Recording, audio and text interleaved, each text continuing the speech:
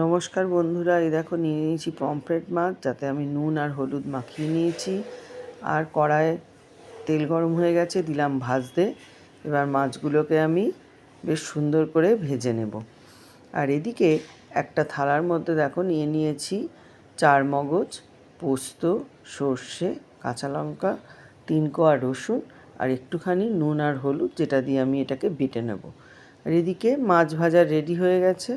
এবার কড়ায় যে বাকি তেলটা, তার মধ্যে দিয়ে দিলাম পেঁয়াজের কুচি। পেঁয়াজ কুচিগুলোকে বেশ একটু সোনালি করে লাল লাল করে আমি ভেজে নেব। এরপরে আমি দিয়ে দিচ্ছি এর মধ্যে টমেটো কুচি, আর তার সাথে অ্যাড করে দিচ্ছি নুনটা। তারপর আমি দিয়ে দিলাম হলুদ গুঁড়ো, আর তারপরে দিয়ে দিলাম কাশ্মীরি লঙ্কার গুঁড়ো। এবার আমি এই মশলাটাকে কষাতে থাকবো। এই দেখো সামান্য জল দিয়ে এটা কষে গেছে। এবার আমি এর মধ্যে দিয়ে দিলাম ওই যে পেস্টটা বানিয়েছিলাম, ওই পেস্টটা, আর তার সাথে সামান্য একটুখানি ওই পেস্ট যে পাত্রটায় ছিল সেই ধোয়া জল। এইবার এটাকে আমি কষে নিলাম ভালো করে।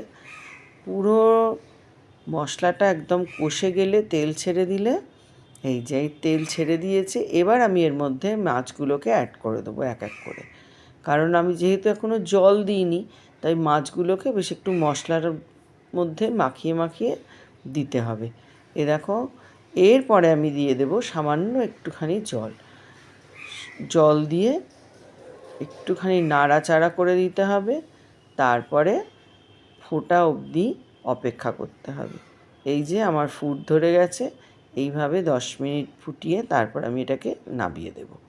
এই যে আমার পমফ্রেট মাছের কারি একদম রেডি। এটা খেতে অসাধারণ হয়। তোমরা এইভাবে ট্রাই করো। ভালো লাগলে লাইক, কমেন্ট, শেয়ার করো। আর সবাই খুব ভালো